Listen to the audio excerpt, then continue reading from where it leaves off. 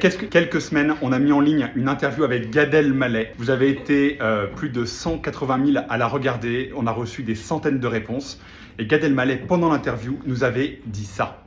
Mais si un jour tu reçois des questions par rapport à ce que j'ai dit, je fais juste un face caméra et je réponds aux questions. Parce que là, ça appelle un dialogue, ce qu'on est en train de dire. Il y a des gens qui vont me relancer ou m'interroger. Je m'engage. Alors, Gad Elmaleh est-il revenu pour répondre à vos questions? La réponse est là. Car Gad est là pour répondre. Gad est là, on dirait une marque de... Gad est là. Un antibiotique. Gad est là. Du Gadela 500. Gad est là 500. Les amis, j'ai promis que je reviendrai répondre aux questions. Non, très sincèrement, j'ai eu beaucoup de retours, moi aussi, de cet entretien qu'on a eu ensemble. Et beaucoup de gens qui étaient étonnés de me voir dans cet exercice-là.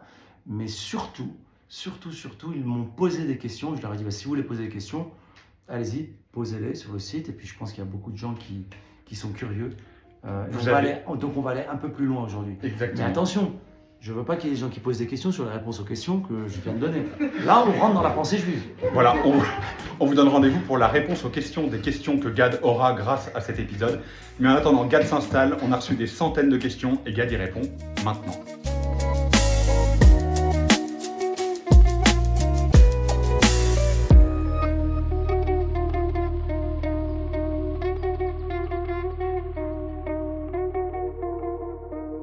Il n'y a pas de réponse à donner, à part que je suis touché que ça vous touche.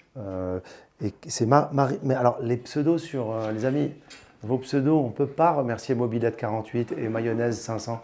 Mais Maribel, merci du merci et je suis touché par ton témoignage.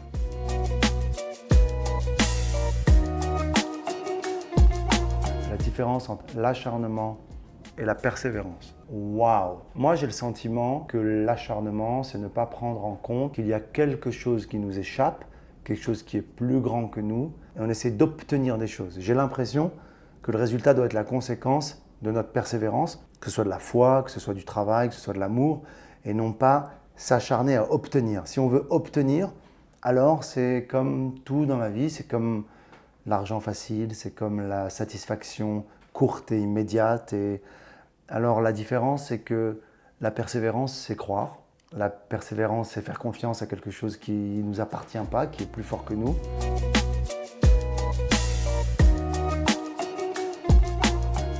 On a parlé de la flamme, je me souviens très bien. Et la flamme, pour moi, au-delà d'être une émission parodique avec Jonathan Cohen, en fait, j'ai parlé de la flamme de l'enfance. Je parlais de cette flamme qui était très, très permanente, qui était éternelle et qui me donnait une grande confiance. Alors moi, je l'ai traduit comme étant probablement l'idée ou l'hypothèse de Dieu et la foi. Je crois que la cultiver, c'est en fait lui faire confiance, c'est dur. Encore une fois, ne pas jouer le résultat, quoi. Mais ça veut dire qu'il faut qu'on prenne un risque. Le risque qu'elle s'éteigne, le risque qu'elle n'existe pas, le risque qu'on nous dise que tout ça, c'est pas vrai, le risque... Moi, je prends le risque. C'est le pari de Pascal. Vous l'avez là, la ref? Oui, je l'ai. Vous l'avez la ref? On l'a. Dimanche soir, on l'a. Dimanche? Moi, je prends le pari de dire il y a quelque chose.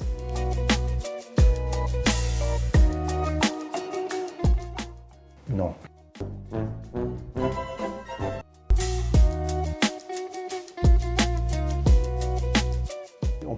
Je parlais de Pascal, là, tout à coup, mais il me vient un autre nom. Chez Descartes, il y a quelque chose qui me touche énormément, qui est que le doute est un outil. Et chez Descartes, il y a aussi le fait que questionner ses intuitions, c'est intéressant, et ne pas faire totalement confiance à ce qu'on ressent. Et moi, je trouve que c'est intéressant, et c'est aller au-delà. Il y a beaucoup de gens qui disent « Moi, je fais au feeling, je réagis, je fais tout au feeling, je fais les choses comme je les sens. » Mais est-ce que tu sens bien? Comme on le sent, ça ne veut pas dire que c'est vrai, que c'est juste. Non, que c'est juste. D'ailleurs, la vérité n'est pas forcément toujours juste. Les gens qui disent « Moi, de toute façon, je dis la vérité et je suis honnête. » Mais ce n'est pas parce que tu es honnête que tu es juste. Tu peux être très honnête et dire des énormités. Tu peux être très honnête Tu peux être honnêtement con, en fait. Tu peux être honnêtement, catastrophiquement con. Donc c'est ça. Mais je crois que le truc pour développer son intuition, c'est avant tout l'expérience.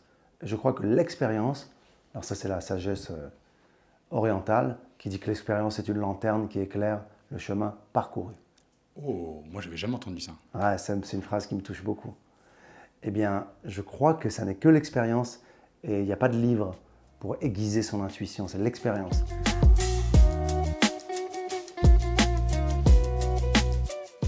Travailler l'écriture, oui, l'inspiration, la transformer en quelque chose qui devient des gags, qui devient un sketch, qui devient un dialogue de film, ça je sais le faire, mais l'imagination ou l'imaginaire, je dirais que c'est plus un don, quelque chose qui m'a été donné à la naissance, de pouvoir se sauver dans ses idées, mais c'est aussi une protection.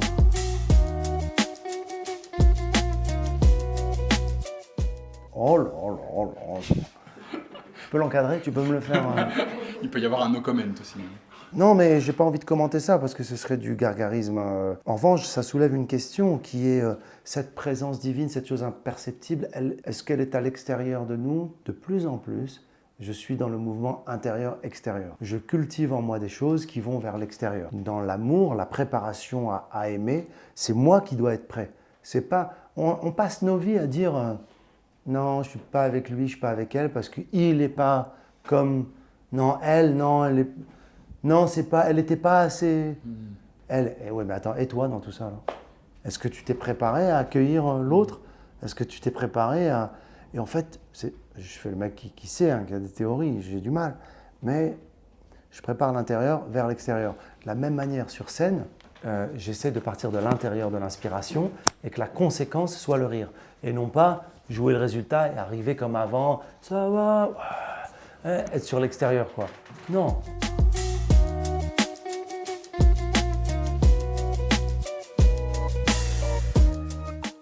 Alors, bon, donc Georges Shapiro, manager légendaire de Jerry Seinfeld, mon mentor, m'offre un cadeau un jour, me dit, il n'est plus de ce monde maintenant, Georges Shapiro, paix à son âme, c'était un mec exceptionnel, et il m'a offert cette formation en méditation transcendantale avec Bob Ross à New York, et j'ai appris à méditer grâce à lui. Et donc aujourd'hui, je sais méditer, c'est un outil. Et je ne le fais pas assez, je ne le fais pas tous les jours comme je devrais le faire. Parce que dans notre interview, tu parles d'un maxi best-of du matin qui déchire. Ouais. Et je pense que c'est à ça que les gens faisaient référence. Alors, il ne faut pas nous le donner, mais est-ce que c'est cette méditation qui t'a aidé à créer ce best-of? C'est très compliqué de se dire je viens de me réveiller, maintenant je vais méditer. Le cerveau humain, il n'est pas fait comme ça. Le cerveau humain, il se dit on va se réveiller, on va faire des choses. Mais non, il s'est passé. C'est Jerry Seinfeld d'ailleurs qui dit dans un de ses sketchs, regarde l'état de ton lit quand tu te lèves. Tu t'es pas reposé. Tu t'es pas reposé. Regarde ton lit. Regarde ton oreiller, regarde ta couette, tu t'es pas reposé.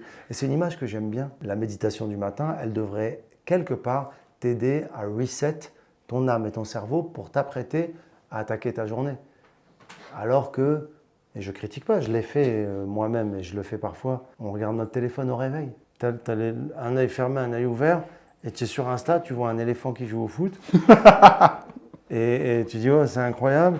Et juste après, tu as un truc, des manifs, et après, et tu dis, mais pourquoi je donne mon cœur à ça? Pourquoi je donne mon âme à ça? Je ne crache pas globalement sur les réseaux sociaux parce que c'est un outil formidable en fait. Sans les réseaux sociaux, on n'aurait pas eu ces questions. Ça t'a nourri, la pause réseaux sociaux que tu as fait pendant plusieurs mois? C'est donc un resto japonais, oui. Donc, que j'aime beaucoup. C'est qui est délicieux. Non, j'ai pas de réseau, j'ai une équipe qui gère ça. C'est une cure de détox de réseaux sociaux et j'en suis très content. Ça m'apporte énormément. Et puis les réseaux sociaux, on sait que c'est, surtout sur Twitter, ça devient comique. Il y a des gens qui veulent t'épouser, vivre avec toi ou te tuer. Tu dis, vraiment les gars, moi j'avais des commentaires à un moment donné, si je te vois, je te pète la gueule. Ok. Et à côté, j'aimerais t'épouser, vivre avec toi et faire des enfants. Eh ben, venez, on se voit tous ensemble et on essaye de trouver un juste milieu quand même.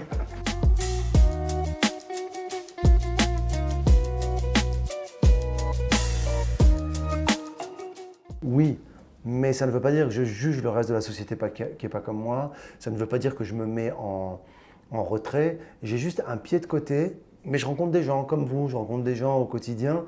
Et vraiment, vous seriez, je le dis à tout le monde, vous seriez surpris si vous grattez un peu et vous creusez. Parce qu'il y a des gens qui ont une spiritualité et c'est totalement inattendu. C'est vraiment les gens, pas forcément les plus éduqués au sens scolaire ou livresque du terme, mais c'est des gens qui ont une forme, un type, un rapport à la spiritualité. Donc oui, on se sent peut-être à part parce qu'on peut même être moqué dans la société dans laquelle on vit aujourd'hui. Parce qu'il y a quelque chose d'apparenté immédiatement avec l'esprit surannée, obsolète, ringard, de la religiosité ou de la bondieuserie. Mais moi non plus, j'aime pas les bondieuseries et les choses fermées. Mais à côté de ça, il y a aussi, tu vois, dans les gens qui ouvrent les bras et qui lèvent les bras, il y a aussi de la lumière, quoi. C'est pas que, oh là là, fais attention. Et c'est le piège de la laïcité à laquelle je suis, d'une part très attaché, et en même temps qui est un piège, parce que c'est paresseux de dire la laïcité, on annule tout, les gars, on enlève tout. Non, non, non. C'est la spiritualité, ça peut très bien s'accorder avec la laïcité. Et on peut très bien éduquer les enfants en leur expliquant qu'il y a plusieurs foi et introduire cette notion de spiritualité, malgré la laïcité, à laquelle je suis attaché, attention, pour ne pas démarrer ce bad buzz.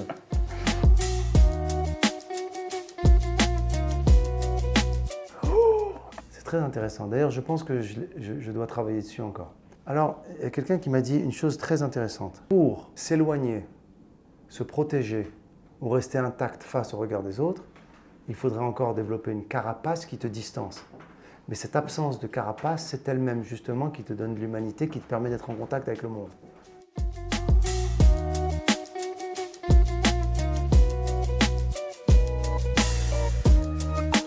C'est marrant ce qu'elle dit. Ça me touche parce que... Non, mais ça me touche parce que récemment, j'ai eu une discussion avec quelqu'un qui me disait toi, t'es comme ça et t'as pas fait ça et t'as pas dit ça, il me jugeait. Et tu devrais dire ça et sur les réseaux sociaux, tu devrais parler comme ça, devrais dire ça. Et je lui dis, mais c'est génial, j'ai de la chance de rencontrer Dieu, quoi. C'est super, moi. Dieu à Bastille, dans un café.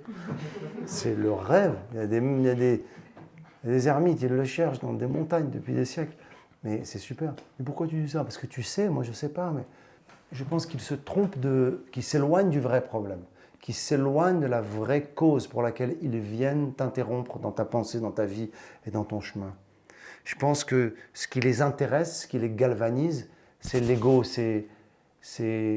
Là, ça a dû faire un frottement, les amis, c'est pas grave. Sur une thématique, quelle qu'elle soit politique, religieuse, il y a un bad buzz, il y a une polémique.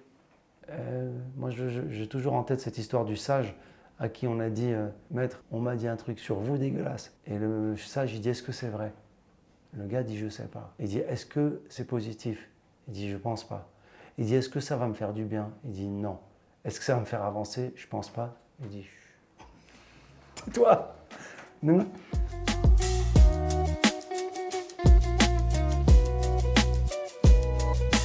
Alors ça, le regard de Dieu, c'est quoi le regard de Dieu? Il faudrait savoir. Mais en tout cas, Tu dis dans l'interview, pour te remémorer aussi pourquoi les questions arrivent comme ça, je vis chaque jour avec l'hypothèse de Dieu. Bien sûr. J'ai appris aussi ce matin dans un cours de Talmud qu'en hébreu, olam, le monde, c'était aussi la racine du mot voiler, se cacher un peu. Et que Dieu était quelque part caché, mais partout. Ça m'a beaucoup intrigué ce que ce penseur m'a transmis, parce que je me disais, en fait, c'est à nous de faire le boulot, en fait. C'est à nous de faire le travail en permanence, quoi. On aimerait que ce soit facile.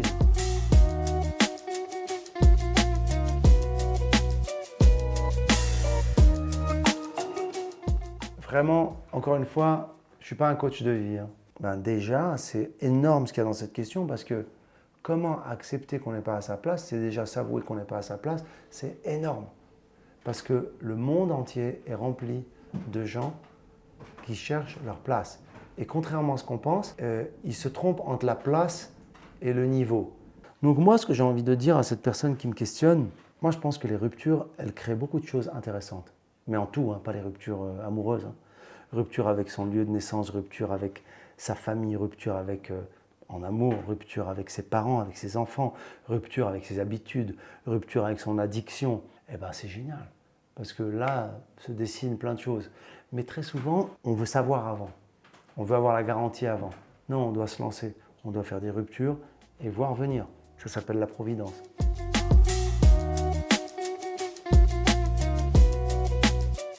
C'est compliqué de parler de la célébrité sans paraître un peu dans l'ego pur, puisque c'est qu'une histoire d'ego, la célébrité. On va l'aborder de manière plutôt anthropologique et sociologique et humaine. L'expérience de la célébrité, c'est une expérience humaine incroyable. Pourquoi? Dans le quotidien, le fait d'être habitué chaque jour de ta vie à ce qu'on te regarde, tu développes une acuité très aiguë des gens. Tu commences à comprendre qui te voit, qui te regarde, qui fait semblant de te voir, On me voit, on me voit plus. qui t'aime pas, qui t'aime mais ne veut pas te dire qu'il t'aime, qui t'aime pas mais fait semblant de t'aimer. En fait, quelqu'un de connu, c'est comme, je ne sais pas, c'est comme quelqu'un qui se baladerait avec un... c'est un truc fou, ça appelle au jugement. Moi, je le vois parfois, avec des gens qui me parlent d'autres personnes qui sont connues. Il y a quelqu'un de connu qui rentre dans le resto et tout de suite, il y a quelqu'un qui dit tu le connais? Je dis un peu, ouais, il paraît qu'il n'est pas... il n'est pas super sympa, contrairement à ce qu'on dit. Je dis, t'en sais rien. C'est une expérience passionnante, fascinante, qui m'a fait connaître l'humain, qui m'a fait aller plus en profondeur dans l'humain. Le regard des enfants face à la notoriété, c'est génial.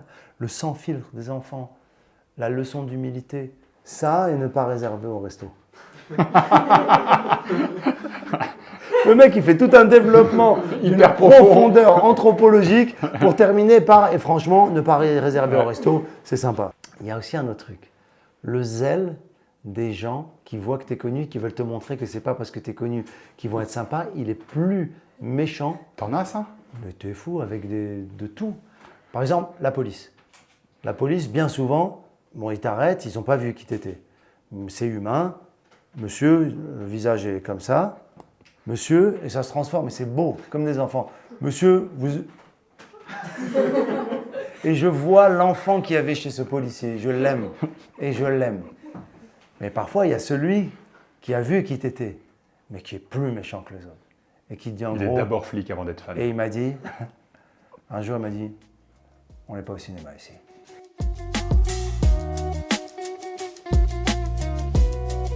Alors le refus de l'autre, je l'ai très mal géré, ça m'a fait souffrir.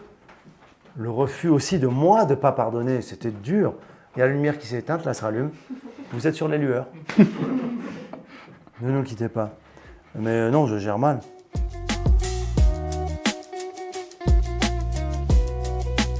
Waouh! Elle est bien celle-là. D'abord, je la choisis souvent. Être isolé de force parce que tu veux voir des gens absolument et tu ne les vois pas, c'est triste, tu le subis. Quand je vivais aux États-Unis, j'ai découvert que dans la ville de Los Angeles, si tu ne fais pas un plan 10 jours avant, les gens, ils ne sont pas là. Et je me faisais piéger parfois à 19h d'appeler tout le monde. Ben non, on a fait nos plans. Je me retrouvais tout seul dans un resto parce que je n'avais pas beaucoup d'amis. Mais ça, c'est subi. Tu te dis, putain, j'ai l'air d'un con quand même. Mais je suis souvent très seul. Non, pas très seul, tout seul. Et t'aimes bien? J'adore. Donc c'est choisi. Ouais, choisi.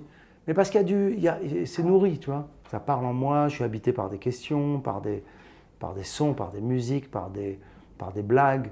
Donc c'est assez bien rempli. Parce que parfois on peut être très entouré, donc jamais seul, mais se sentir très seul. Ah ouais. On l'est souvent quand on est très entouré. Surtout après un spectacle.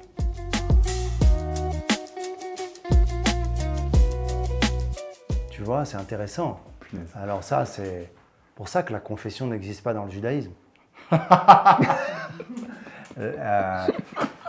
Moi, la confession, je trouve que c'est un acte exceptionnellement égoïste et en même temps intéressant.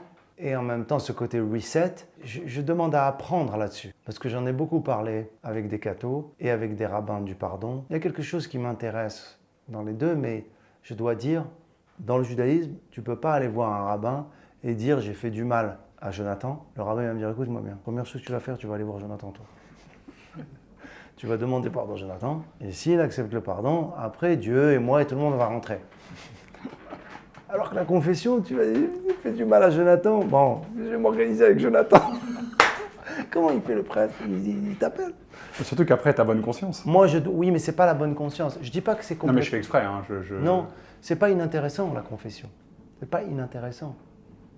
Mais j'ai juste un problème avec, surtout quand on porte atteinte, quand on touche quelqu'un, c'est à nous de réparer. C'est à nous de réparer. Parce qu'il ne s'agit pas simplement de prier, de dire j'ai péché ou j'ai fauté ou j'ai merdé, j'ai fait du mal.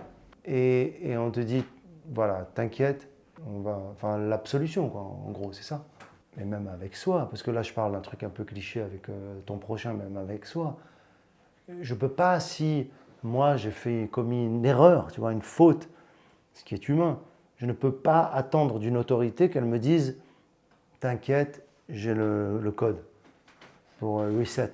Là, tac, voilà, ton écran, il est... Je dois faire le travail, moi. Et il ne faut pas que tu me coupes de ce travail. Mais j'ai besoin de ton reset aussi, pour que tu m'accompagnes. Une J'ai collaboration. C'est une collab. C'est une bénédiction. C'est un feat. C'est un feat avec MC Bart. Les amis, voilà, on arrive à la fin de cette session où j'ai répondu comme je le voulais, comme j'étais inspiré à toutes ces questions que vous m'avez posées. Et je voulais saluer toute la communauté des lueurs qui...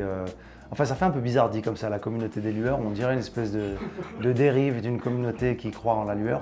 Cela dit, on est vers la lumière. Ça m'a touché d'avoir des retours aussi de gens, d'ailleurs de confessions différentes, sur cet entretien qu'on a eu. Heureux de savoir qu'on pouvait voir aussi un artiste ou une personne différemment, mais aussi comme une personne. J'espère que vous n'allez pas me poser des questions sur les réponses que j'ai données, parce qu'à un moment donné, on va plus s'en sortir. Voilà, bon, bah, à bientôt. Et puis, restez connectés aux lueurs. Merci les lueurs. Attendez les amis, avant de partir, je sais même pas si vous avez aimé ce nouveau format de la FAQ avec Gad et s'il faut qu'on vous le repropose. Donc dites-le nous en commentaire. Et d'ici là, je vous donne rendez-vous dès dimanche prochain pour un tout nouvel épisode. À très vite.